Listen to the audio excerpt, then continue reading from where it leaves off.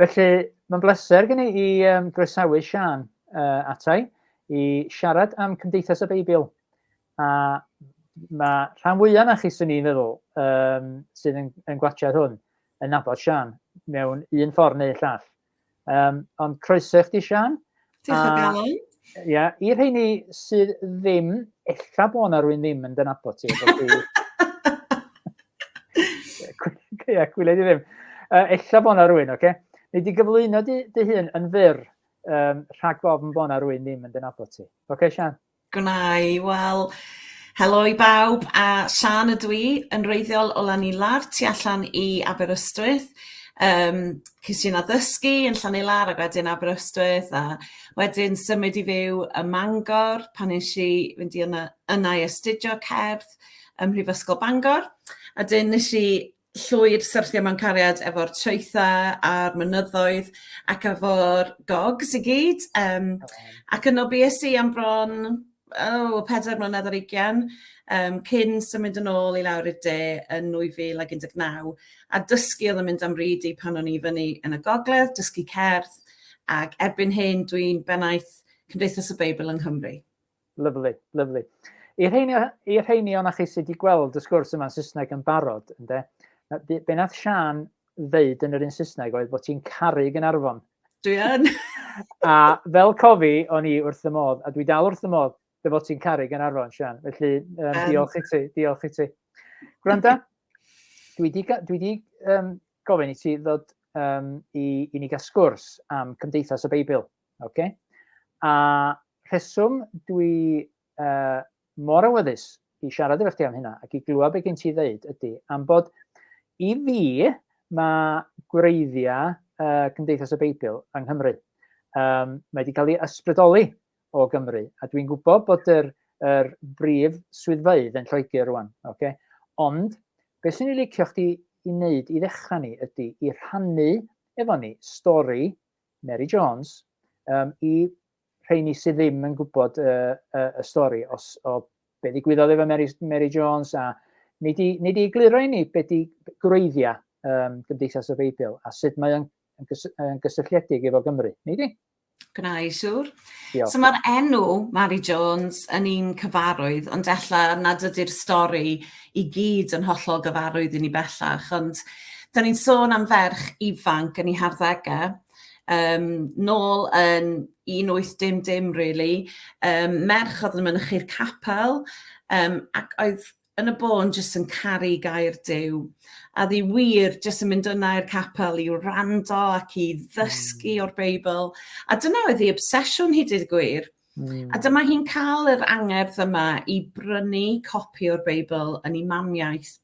Ac wrth gwrs, doedd gen hi'n llawer o bres, a felly dyma hi'n mynd ati i weithio gwahanol swyddi yn enwedig yn edrych, beekeeper oedd hi mewn gwirionedd am dipyn, jyst yn safio pres mwyn prynu copi o'r Beibl yn ei mamiaeth. Wedyn mewn yn 1800, dyma hi'n cerdded yn droednoeth ar hyd mynyddoedd Gogledd Cymru i'r Bala, ac oedd hynna'n 6 milltir ar 20. A dyma hi'n cyfarfod efo'r parchedig Thomas Charles. Ac wrth gwrs, roedd o wedi syfrdanu really bod y merch ifanc yma di cerdded mor bell, wedi safio am cyhyd i brynu'r copi yma o'r Beibl. A ddim jyst fo, ond bydda pobl y Bala hefyd jyst yn, meddwl bod hi'n anhygoel di wneud y fath beth efo'r fath angerdd i prynu Beibl. A dyma Thomas Charles yn rhoi 3 copi o'r Beibl iddi hi, ddim just un yn ei mamiaeth, fel bod hi yn medru darllen o a rhannu gair Duw efo pobl eraill. Wedyn, be nath ddigwydd wedyn yn 1802, yw bod parchedig Joseph Hughes wedi clywed ei stori hi. A dyma fo'n gofyn y cwestiwn, wel, yda ni isio i just pobl Cymru cael copi o'r Beibl, neu yda ni am i bobl y Deyrnas Unedig a pobl y byd i gael copi ohono. A dyna lle ddath y frawddeg, really, Beibl i bawb o bobl y byd. Hynny yw bod angen i bawb sydd isio copi o'r Beibl cael copi ohoni. A ddim jyst yn lleol, ond yn ryngwladol, wrth gwrs. A dyma fo'n mynd ar un cwestiwn yna i gyfarfod yn Llundain yn 1814, a dyma'r activist William Wilberforce, enw cyfarwydd iawn iawn, yn cael ei ysbrydoli, really, gyda'i ffrindiau, gyda'i gydweithwyr, i sefydlu'r British and Foreign Bible Society, sy'n bellach cael ei wybod gan amlaf fel y Bible Society, gyda'r un bwriad o ddosbarthu'r Beibl ledled y byd i bawb oedd eisiau copi ohono. Ti'n gwybod, meddwl o'n i fel o'n i'n gwrando na chdi rwan de, syched o gyn Mary Jones, syched am y gair, ti'n gwybod? I gerddad yn droednoeth am, ti'n gwybod, am 26 milltir. Just o'na gymaint o syched, cos oedd eisiau'r bwyd ysbrydol, oedd eisiau'r diod ysbrydol, y dŵr ysbrydol yn dweud. Ie, hyfryd. Felly mae hynna'n egluro pam mae Ganolfan Gymdeithas y Beibl yn Lloegr a ddim yng Nghymru. Achos i ysbrydoli gafodd o'n yng Nghymru, ond i sefydlu yn Lloegr.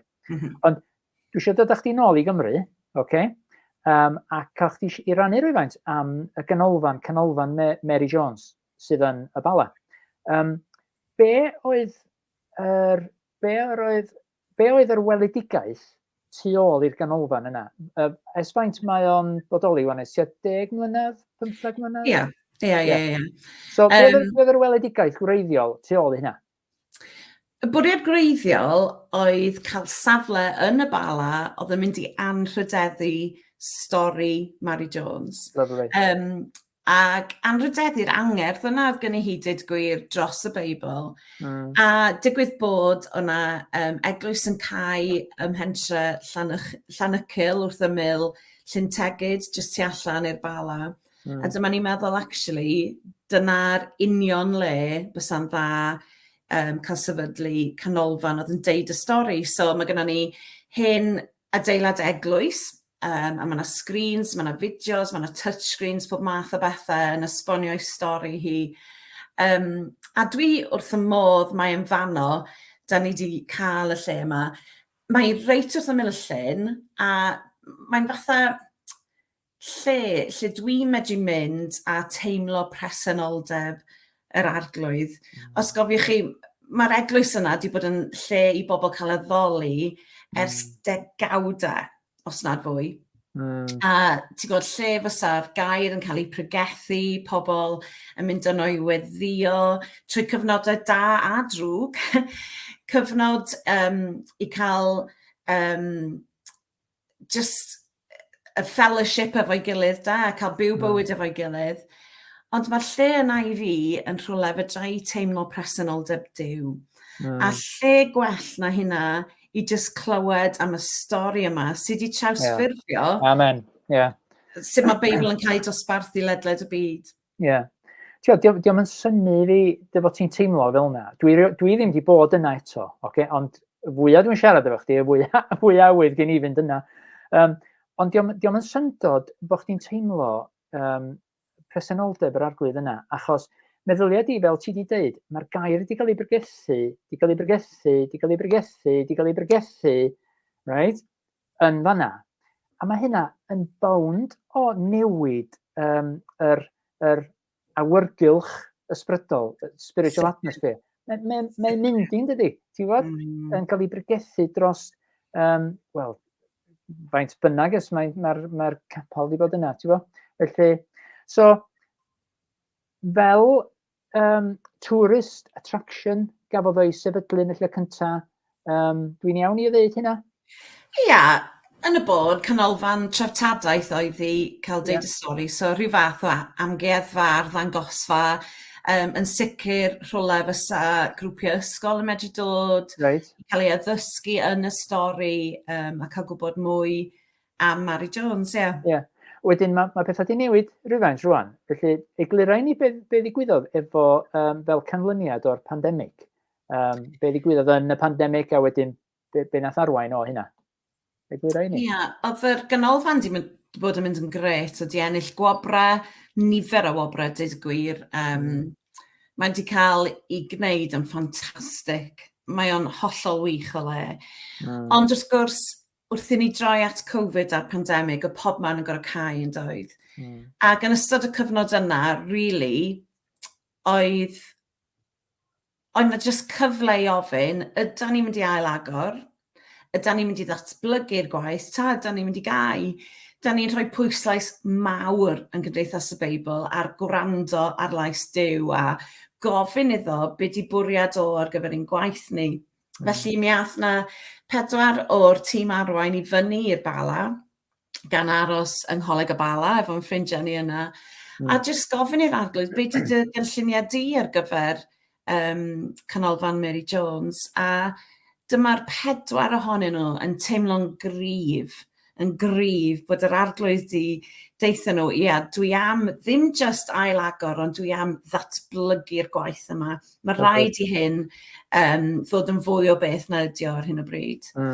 So, oedd hynna yn mis Awst 2022, a dyma fi'n dod i fewn i'r swydd yn mis Hydref, a dyma'r cyfarwyddwyr yn dweud, wel, dwi am i fi, fynd ati weddio, gofyn i'r arglwydd, beth sy'n ar ei gael ono, sut da ni'n mynd i ddatblygu'r gwaith, a beth di'r ffordd ymlaen, really. So dyna nes i, a wrth gwrs oedden nhw'n gweddio hefyd, a dyma ni'n trafod, a teimlo, really, be oedden ni angen wneud oedd ehangu'r gwaith, datblygu'r gwaith, ac yn lle bod i just yn ganolfan treftadaeth, bod i'n mynd i fod yn ganolfan treftadaeth genhadol. Di genhadaeth... Ie, gada fi jyst deud un peth, cos mae wedi'n haro fi rwan am y tro gyntaf. Ti'n bod, pe ddathon nhw i fyny i weddio, a chdi'n gweddio, a nath nhw glwad gen yr arglwydd, ynddo? I fi, be nath ddigwydd oedd, nath yr arglwydd anadlu ar y lle. Ti'n bod? Ddim bod na'n byd o'i le, ac oedd o'n neud hanes, ac oedd pobl yn cael ei symud ein allan. Ond mae eitha, gwrando na chdi rwan, mae eitha bod yr arglwydd wedi anadlu i fewn i'r prosiect, ti'n gwybod? Felly, ac yna pam da ni'n mynd i glwad beth da ni'n mynd i glwad rwan. So, sori, ar dy draws di, cari ymlaen. Na, ddim o gwbl, a dyna'n union beth sydd wedi digwydd.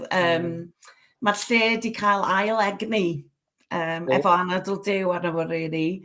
A felly, da ni wedi bod yn deud yr un stori, nawn ni byth stopio deud stori Mari, da ni isio anrhydeddu hi, ond yn fwy na hynna, da ni isio anrhydeddu'r ffaith, mae obsesiwn hi, chariad hi, oedd tuag at Iesu ac tuag at ei airo. So, dyna beth sydd wedi newid, mae o'n rhywbeth sylweddol iawn, ond mae'n tweak bach os ti'n meddwl am y peth. Y bwriad rwan ydy rhoi di stori hi, a wedyn gofyn, wel, pa och, really? Pa wahaniaeth mae hyn yn neud? Dwi'n licio hynna, sti. Byd y pwynt.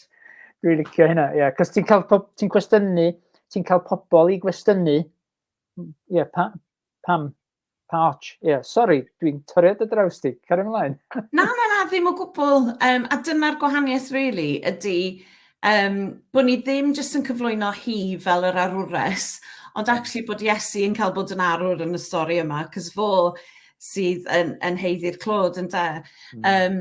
So hynna di'r tweak bach, ond tweak sylweddol da ni wedi wneud. Felly, sy'n mae pethau'n edrach rwan, efo be da chi'n neud, da chi'n neud tweaks, sy'n mae pethau'n gweithio allan rwan i chi? Be da chi wedi neud? Wel, dwi wrth y modd, mae'r staff sydd gyda ni yn y Bala yn rhagorol.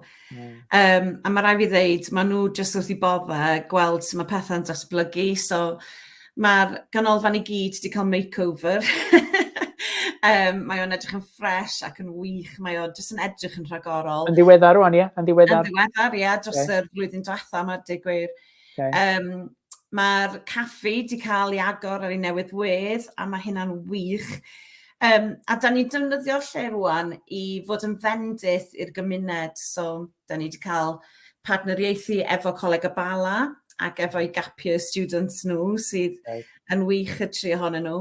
Maen nhw wedi bod yn sefydlu pethau fel animation workshops ar gyfer ieuenctid y dre, cael dod i fewn, defnyddio cyfrifiaduron, creu ffilms ac ati. Da ni wedi cael noson ffilm, lle da ni jyst yn gwahodd pobl i ddod ata ni, creu rhyw fath o gymdeithas bach yn bod pobl yn cael dod at ei gilydd. Da ni trio gwneud pethau sy'n really hwyl. So oedd Nerys a Mel a Lydia ac Esyll di creu beth da ni'n gael yn Christmas Tree Festival cyn y Nadolig, lle nathon ni ofyn i gwahanol fudiadau a grwpiau o gwmpas y dre. Newch chi addurno coeden dolig a jyst deitha ni rhywbeth amdano'ch chi neu rhywbeth am y dre neu rhywbeth lleol hanesyddol, dim ots be. A nathon ni cael dros 300 o bobl i fewn. Jyst y gymuned i gyd yn dod at ei gilydd, oedd o'n rhagorol. Mae gennym ni grŵp bach ffyddlon sydd yn deud stori Mary Jones, helpu ni fel Cymdeithas i wybod be mae'n neud a sut mae'n neud pethau yn y dre. Oedden nhw wedi cael gwyl flodau, a mi oedd hyn yn wych. Oedden nhw'n gofyn i gwahanol grwpiau i gwneud addurniadau o flodau oedd yn ail-greu unau pennill yn y Beibl neu stori yn y Beibl. Ac oedd hynna just out of this world, oedd o'n anhygoel. Ac unwaith eto, dyma'r gymuned yn dod at ei gilydd yng nghanol dre, yn Capel Tegid, a just gweld be oedd y grwpiau yma wedi wneud. Oedd o'n amazing. So da ni'n trio bod yn fendrith i'r Gymdeithas a'r gymuned, a mae gennym ni gaffi clud ar gyfer pobl, eisiau lob sgws a sgwrs fach ar ddi Gwener, a camau bach, grŵp sydd of ti a fi, mama a babis, neu tadau a babis. Mae'n gret. Ti'n bod, i fi, mae yna gyfarfod o hanes, o hanes Mary Jones, ond hefyd be mae'r arglwydd yn gwneud rwan. Cos mae'r lle yn fyw yn dydi. Mae anadl dew ar y lle. A mae yna bethau'n digwydd.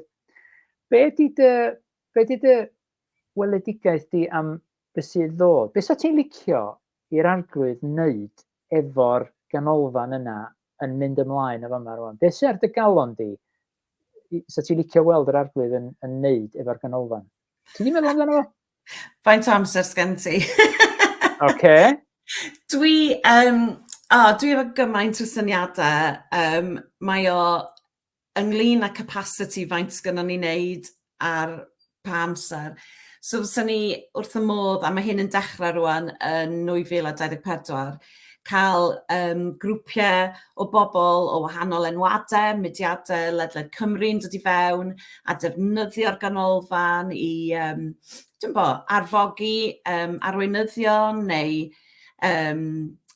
wneud rhyw fath o bererindod, neu cael rhyw fath o retreat yna. Bod pobl ledled Cymru really, yn gweld hynna fel rhyw fath o safle fedrwn nhw ddod at, profi presenoldeb yr arglwydd, dysgu am yr arglwydd, a just symud ymlaen really yn eu perthynas nhw efo Duw. Da ni dal i gredu yn Cymdeithas y Beibl bod bywydau'n cael eu trawsffurfio pan da ni'n ymwneud efo'r Beibl. Cos mae'r Beibl yn pwyntio pobl at Iesu, a mae Iesu dal i newid bywydau. So, unrhyw beth fedra ni wneud i helpu pobl ar eu taith, really, di'r peth. Ti'n bod, dwi just yn... Mae gen i'r teimlad yma bod yr arglwydd yn gwneud rhywbeth, a bod y ganolfan yma yn le arbennig. Right? A dwi'n meddwl bod fi wedi weld o fel hyn o'r blaen. Sef, mae yna gymaint o etifeddiaeth yna, heritage, Ie. Mae yna gymaint o etifeddiaeth yna, hanes Mary Jones. Mae gennych chi Cymdeithas y Beibl ar ochr arall wedi gwneud rhywbeth, wedi eisiau cadw i stori hi. Mae'r arglwydd wedi rhaid i anadl i fewn i beth sydd yn dod, ynddo? Ti di rhannu bod o'n le arbennig i ti'n bersonol, ond dwi'n meddwl na just i ti'n bersonol mae o, hyd yn oed dwi ddim wedi bod yna. Dwi just yn gweld y perfect storm, maen nhw'n dweud yn Saesneg, o'r pethau yma, yr etifeddiaeth, Cymdeithas y Beibl, yr gair sydd wedi mynd allan o'na, Mae'r arglwydd wedi anadlu fi iawn iddo, dwi'n meddwl bod yna rhywbeth arbennig yn mynd ddim i mynd i ddigwydd, ond dwi'n teimlo bod yr arglwydd yn mynd i ddefnyddio be gynnwch chi'n fanna mewn rhyw ffordd pwysig, a mae o'n mynd i gwneud gwahaniaeth. Ella, dwi'n mynd deud i'r generol na'n byd, ond i unigolion neu i grwpiau, neu ella i'r genedl, dwi'n mynd deud bod o ddim yn mynd i, ond dwi'n teimlo mae yna rhywbeth arbennig am y lle yna, a dwi ddim wedi weld o o'r blaen cyn i fi siarad efo chdi, cyn i fi glywed yr hanes, cyn i fi glywed beth ydych chi'n neud, cyn i fi glywed, bod chi wedi bod yn gwrando ar yr arglwydd, i glywed ffordd mae o eisiau mynd ymlaen. Felly dwi jyst yn rhannu hynna, yna sydd yn anghalon ni. Ddim jyst i eich annog chi, ond dwi'n wir teimlo bod hwn yn le andros o arbennig gyda chi yma rwan, rhwng bob dim. Felly gobeithio bod yna'n agwaith i chi. Felly diolch i ti. Siân, os oes rhywun eisiau cysylltu efo chi, efo'r Ganolfan, Facebook, mae gennych chi wefan yn does? Gynna ni wefan, gynna ni Facebook, gynna ni Twitter, a cofiwch, da ni ddim yn gwerthu dim byd i chi, mae'r Ganolfan yn rhad ac am ddim, so croeso chi yna rhywbryd, mae'n staff ni yna, mi nawn ni roed y croeso mwy o cynnes i chi, maen nhw'n rhagorol, a maen nhw'n gweithio'n ddiflino i wneud siŵr fod stori Mary ac felly yr arglwydd yn cael ei anrhydeddu hefyd. Lyfli. Gwranda, hon ydy'r, fel ti'n gwybod, hon ydy'r tro gyntaf dwi wedi gofyn i ti i rannu. Okay? A mae yna lot mwy i ni fedru rhannu am Gymdeithas y Beibl. Lot mwy. Da ni just wedi scratcho y gwynab. Okay? Ond da ni'n teimlo, efo'r tro gyntaf yma, da ni'n teimlo bod ti'n bwysig i ni fynd yn ôl at gwreiddiau Gymdeithas y Beibl. I ni gael glwad lle nath o ddechrau ac lle gath o'i ysbrydoli. Ac yna pan ma'n eisiau adeiladu sylfaen os lici ti i sgwrsio ymhellach am Gymdeithas y Beibl. Cos dwi'n gwybod, ddim just y Ganolfan Mary Jones yn y Bala ydy Gymdeithas y Beibl. Mae yna lwyth o beth eraill sydd ydych chi'n gwneud ti'n hawddach i bobl darllen y Beibl, i gael Beibl. A dwi eisiau rhyw dro siarad ymhellach efo chdi am Gymdeithas y Beibl. Mwy i bobl gael gweld be ydych chi'n neud ac i glwad sydd mae'r arglwydd yn symud drwy Gymdeithas y Beibl, enwedig yng Nghymru, wrth gwrs, achos What is God Doing in Wales ydy'r sianel yma. Felly mae gen i ddiddordeb, ond da ni wedi rhoi sylfaen i'r peth dwi'n teimlo yn y sgwrs yma. Felly, gwrando Siân, dwi'n ddiolchgar iawn i ti am gymryd yr amser, cos dwi'n gwybod bod ti yn brysur, ac i reid yr amser i fi, ac i wneud yr cyfweliad i gael y sgwrs yma yn y Saesneg ac yn y Gymraeg. Ti wedi reid amser i fi, dwi'n ddiolchgar iawn i ti. Croeso siwr, dim broblem yn fraint. Felly, bob bendith, a mi wnawn ni ddal i fyny eto ac yn ei sgwrs eto ymhellach. Diolch i ti, Gwynedd. Diolch yn fawr i chdi, Siân. Ta-ra wan, ta-ra.